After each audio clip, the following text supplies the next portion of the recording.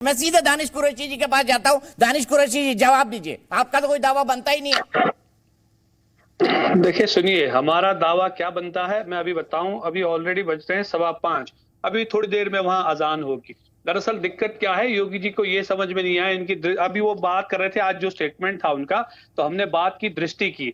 तो दृष्टि तो वो ढूंढने निकले हैं, लेकिन मैं तो आपको बता रहा हूं कि थोड़ी देर में वहां नमाज होगी। और नमाज अपने आप में ही मतलब एक वो है जो दिखा सकता है कि क्या है नमाज मामला करना पूरा। कर लीजिए, दूसरे नंबर की पर बात एक दिन वो नमाज रुकेगी अरे और कोर्ट का फैसला आएगा, और कोर्ट का फैसला आने के बाद हमारी वहां पे पूजा पाठ शुरू होगी। और ये जो नमाज हो रही है वहां पे वो इलीगल है, इस्लामिक लॉ का वायलेशन है। और ये क्लियर कट केस है घुसपैठ का, ये क्लियर कट केस है इलीगल पोजेशन का। आपने हमारे मंदिर परिसर को अगर घुस के वहां पे नमाज भी पढ़ ले तो हमारा अस्तित्व खत्म नहीं होगा। ये बहुत ही सेटल्ड इस्लामिक लॉ भी है और बहुत ही सेटल्ड हिंदू शास्त्रिक नियम भी है। ठीक है, सीधे शाहिद अली के पास चलता हूं। दानिश कुरैशी जी, आपकी आवाज कट रही है। शाहिद अली जी क्या कहेंगे? सुबह करिए, शाम को करिए। विष्णु जैन ने कह दिया, सबूत भी बता दिए, हालात भी बता दिए, लीगल पहलू भी बता दिए। बात है, कब्जे का मामला है ये। दीपक जी बहुत सिंपल सी बात है। 3 तारीख को जब जजमेंट के लिए 3 तारीख को जजमेंट के लिए लगा हुआ है, उस वक्त में उसकी संध्या पर या 2 दिन पहले चीफ मिनिस्टर साहब का बयान आना, ये कहीं ना कहीं जुडिशरी में इंटरफेरेंस है। बिल्कुल 100% ये इंटरफेरेंस का मामला होता है कि आप फैसले को प्रभावित करना चाहते हो। देखिए, पहले बाबरी मस्जिद का फैसला आया, मुस्लिम पक्ष के खिलाफ आया।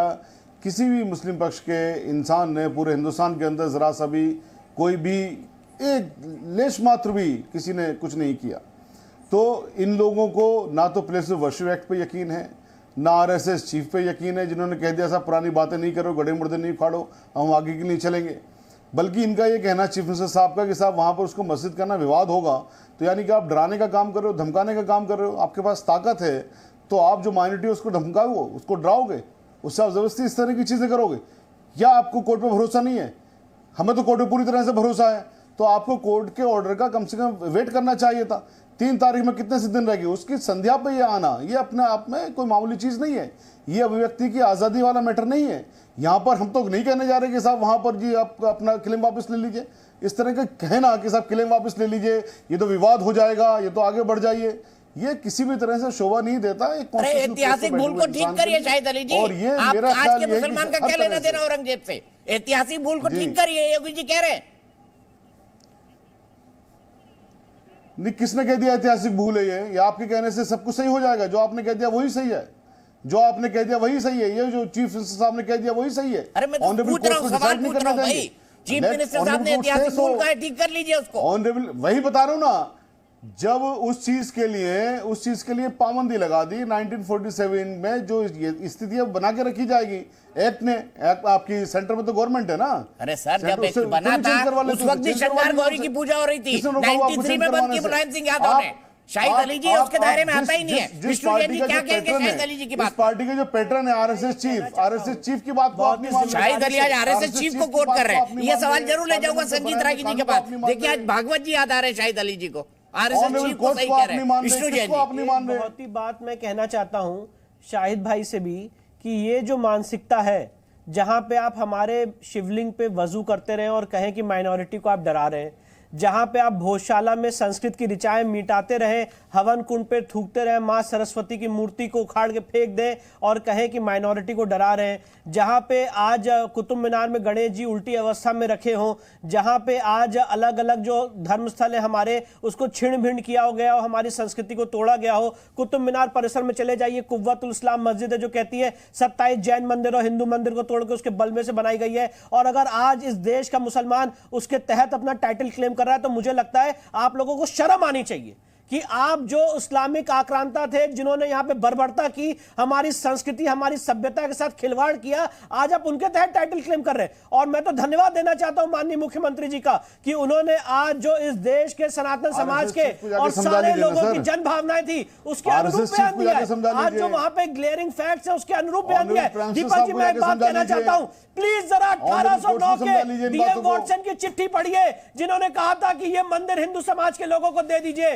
प्लीज जरा जो एएसएल ट्रेकर की किताब थी, जिन्होंने कहा था कि मंदिर तोड़ने के बाद भी हिंदू समाज के लोग वहां तथाकथित तथाकथित मस्जिद की एक सवाल का चौखट में जवाब पूजा बता करते दीजिए। रहे, उसको विष्णु जैन पढ़िए। जी, एक सवाल का जवाब बता प्लीज जरा दीजिए। जेम्स प्रिंसेप की किताब एक सवाल का जवाब बता दीजिए।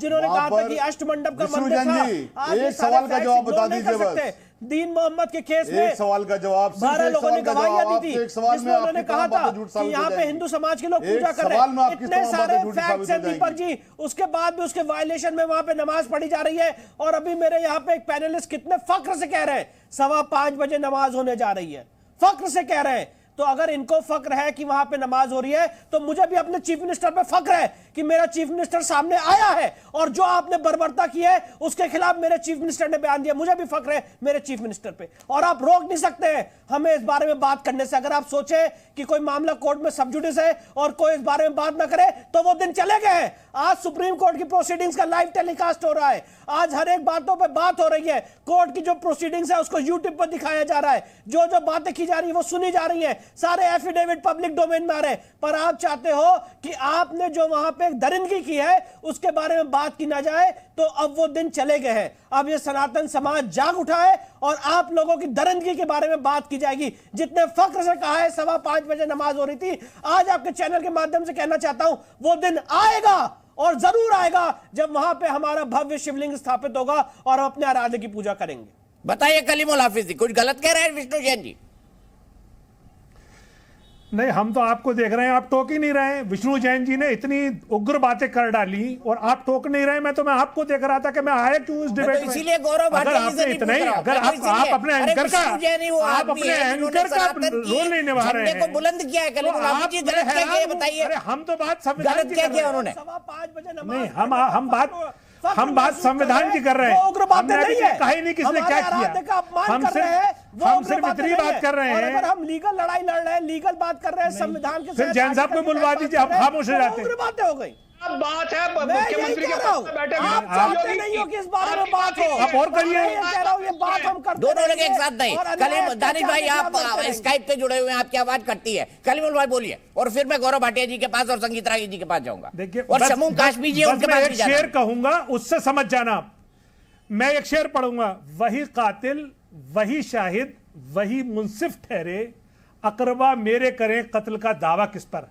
अब आप ही जज हो, आप ही सरकार हो, आप ही वकील हो और आप ही मीडिया हो, और सब एक तरफा करके खूब ढोल बजाओ, लेकिन सच्चाई फिर भी नहीं बदलेगी। क्योंकि हम अकलियत जरूर हैं, लेकिन इस देश का लोकतंत्र तभी स्वस्थ होगा जब यहाँ की अकलियत सेफ रहेगी। जब तक आप अकलियत को जुल्म ये अजीब डर, अकलियत सेफ रहेगी तभी लोकतंत्र रहेगा। ये भी तो डरा रहे हैं आप। कलीमुल हाफिज साहब, ये डराना नहीं है। सवालिया निशान लगाएंगे। कलीमुल हाफिज साहब, ये डराना नहीं है। बताइए गौरव भाटिया जी, डरा रहे हैं या नहीं डरा रहे? एक मुख्यमंत्री एक विचाराधीन केस पे इस तरीके का अपना वक्तव्य दे रहे थे।